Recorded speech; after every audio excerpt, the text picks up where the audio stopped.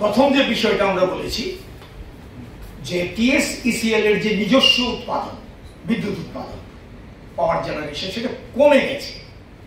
বামফ্রন্ট সরকারের সময়ে যে তিনটি প্রজেক্ট থেকে যা উৎপাদিত হতো, একটা হচ্ছে বড়মুড়া, রুখিয়া এবং ডম্বুর, সেখান থেকে 100-র বেশি মেগাওয়াট বিদ্যুৎ আসত, সেটা কমে গেছে 64%।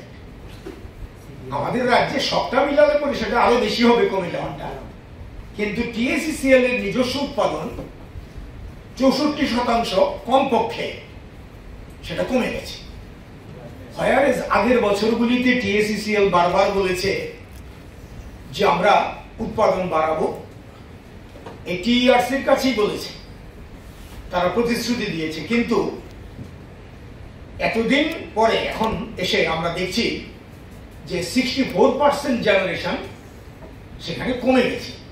তো কমে গেলে, জেনারেশন কমে গেলে বিদ্যুতের ব্যবস্থা করতে হবে অন্য সূত্র থেকে, অন্য উৎস থেকে। তো অন্য জায়গা থেকে বিদ্যুৎ কিনে আনলে সেটার দাম বেশি হবে। এই বিদ্যুৎ ভোক্তাকে দিলে ভোক্তার উপরে এটা আর্থিক চাপ বাড়বে। এই জায়গাটাতে আমরা আপত্তি জানিয়েছি যে নিজেদের উৎপাদন বাড়ানো উচিত ছিল, পাশাপাশি কোনো নতুন প্রজেক্ট করেনি, আগের উৎপাদনটাই ধরে রাখতে পারেনি, কোনো নতুন কোনো প্রজেক্ট নেই, ফলে উৎপাদন বাড়ানোর সামনেও কোনো সুযোগ নেই। তো এই যে কমে গেল, এই কমার কারণে অতিরিক্ত দাম দিয়ে অন্য উৎস থেকে বিদ্যুৎ কেনার মাধ্যমে ভোক্তাকে দিলে পরে সে আর্থিক বোঝা ভোক্তার উপর পড়বে। এই জন্যই প্রশ্ন আসছে ট্যারিফ বাড়ানোর, মাসুল বৃদ্ধির। আমরা এটা সমর্থন করি না। কেন ভোক্তারা এই বাড়তি মাসুল দেবে? কেন টিএসইসিএল জেনারেশন বাড়াবে না, কমলো কেন? এই জায়গাটার মধ্যে আমরা খুব জোর দিয়ে আলোচনা করেছি।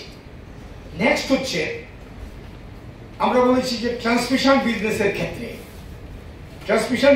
ক্ষেত্রে অ্যাডমিনিস্ট্রেশন এবং জেনারেল কস্ট দেখা যাচ্ছে মোট 70 কোটি টাকা খরচ হচ্ছে। এটা প্রশাসনিক এবং সাধারণ খরচ টিএসইসিএল এর মধ্যে 7 কোটি টাকা এটা এএনজি এক্সপেন্স হিসেবে বলা হয়েছে, অ্যাডমিনিস্ট্রেটিভ এবং জেনারেল কস্ট 70 কোটি টাকার মধ্যে। অন্যান্য খাতেও খরচ হয়েছে 7 কোটি টাকা এই ক্ষেত্রে। তো এই ক্ষেত্রে আমরা বলছি এটা খুব বেশি। এটা হচ্ছে টিএসইসিএল এর নিজস্ব আভ্যন্তরীণ ব্যাপার, গাড়ি ঘোড়া, বিভিন্ন তাদের যে খরচাপাতি আছে, এগুলো 7 কোটি টাকা। এটা আমরা বলেছি এটা কমানো উচিত। এটার দায়িত্ব, এটার চাপ, আর্থিক চাপ ভোক্তার উপর চাপানো ঠিক না। এই জায়গাটাতে আমাদের অবজেকশন ছিল এবং আমরা বলেছি এটা মাথায় রেখে যদি এখন ভোক্তাদের উপর ট্যারিফ বাড়ানো হয় তাহলে এটা অন্যায়। তৃতীয়ত, এখানে ইন্ট্রা স্টেট ট্রান্সমিশন খরচ, এটাকে বলা হয় আর কি ইন্ট্রা স্টেট ট্রান্সমিশন খরচ। এটা হচ্ছে পার কিলোওয়াট অর ইউনিট, যাই বলি না কেন। সেই ক্ষেত্রে আমরা দেখছি 39.46 পয়সা এটা সেখানে আছে, হচ্ছে 39.46 পয়সা তারা দেখাচ্ছে। বলছে যে এটা মানে এখন এটা দিতে হবে, এটা ভোক্তাকে দিতে হবে, এটা ভোক্তাকে দিতে হবে 39.46 পয়সা। তো আমরা বলেছি এটা কেন, এটা আনজাস্টিফাইড, এটা ভোক্তা দেবে কেন? এটা তো টিএসইসিএল এর নিজস্ব ব্যাপার, এটা তো ভোক্তা দেবে না। কারণ হচ্ছে কি, এই যে টিএসইসিএল যে এটা যে ব্যবহার করছে ট্রান্সমিশনের যে বিষয়টা, এটা গভর্নমেন্টের ফান্ডিং এর উপরে এটা হয়েছে এবং গ্র্যান্টের উপরে হয়েছে। এই ক্ষেত্রে তাহলে কনজিউমাররা কেন দেবে? এটা আনজাস্টিফাইড, এটা আমরা বিরোধিতা করেছি। এটা ভোক্তাদের উপর চাপানো ঠিক হবে। তারা ভোক্তাদের উপরে এটা ভোক্তাদের কাছ থেকে তোলার তারা পরিকল্পনা করেছে আর কি। নেক্সট হচ্ছে টিএসইসিএল বলছে ফাইন্যান্সিয়াল যে অ্যাকাউন্ট স্টেটমেন্ট, এটা বলছে 2023-24 এটা কমপ্লিট, কিন্তু এই স্টেটমেন্ট তারা শো করে, জমা দেয়।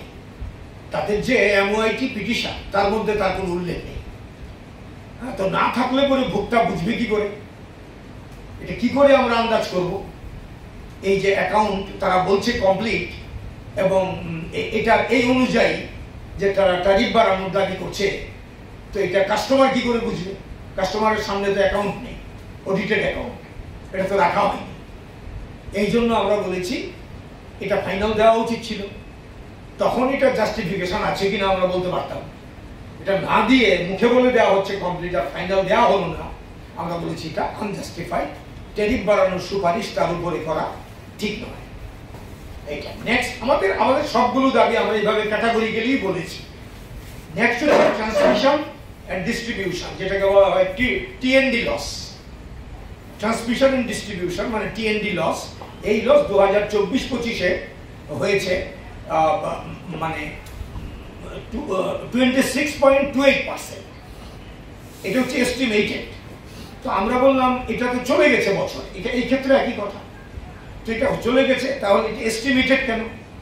এটা তো ফাইনাল বলা যেতে পারে।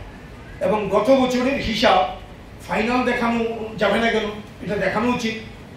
এবং এত বেশি বিদ্যুৎ অপচয় হচ্ছে বিভিন্নভাবে, এটা তো ঠিক না। এই অপচয় বন্ধ করা উচিত, এটা আমরা বলেছি।